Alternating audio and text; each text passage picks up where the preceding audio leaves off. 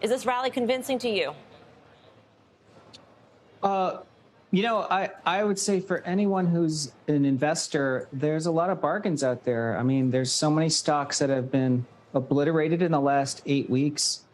We've been highlighting how companies with faster revenue growth now trade at a discount to companies that actually have negative revenue growth. So there's been more of a investors getting out of positions, not really looking at price. And so I think a lot of stocks are pretty attractive risk reward.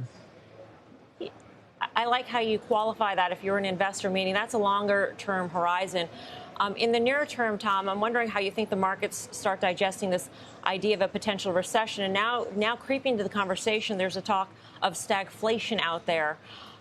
Whether or not you think it's true, and I believe that you're in the boat who thinks that it's not true, it's out there and it's a concern. So how does the market process that? We've seen what's happened in the past 7 weeks for the Dow and the past 8 weeks for the S&P and NASDAQ.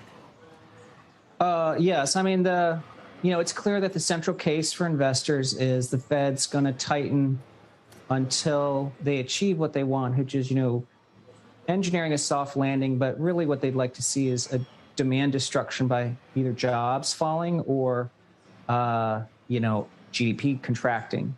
And I think the thing that is not really priced and very difficult to price is a lot of things could go right. I mean, something as simple as the labor market could start to ease because you get rebounders, people coming back to the workforce, or the job market weakens, or we could have a real decline in goods prices. Now that we've seen it from these retailers, they have too much inventory. That's actually deflationary.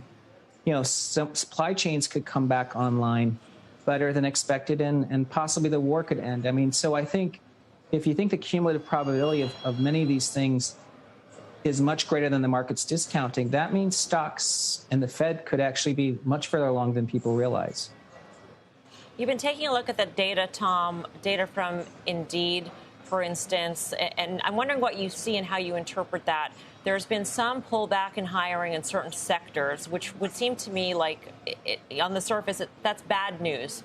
But that's actually what the Fed wants to happen.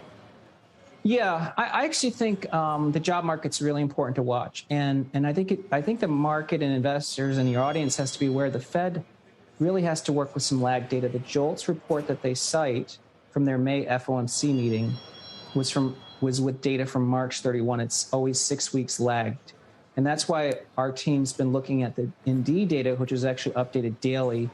There's 4 industries that have accounted for the majority of the rise in job postings. That's retail, leisure, healthcare, and then construction. And as we highlight in our note, if you look at the data since March 31, all 4 have actually seen a pretty big downturn. In healthcare, it's not because people aren't going to see the doctor. It's just that the staffing required for COVID has drastically declined. So I think the job market could be a lot softer than the Fed has in mind when they say that the JOLTS data shows it's the tightest job market in history. I mean, everything since March 31 shows it's weakened a lot.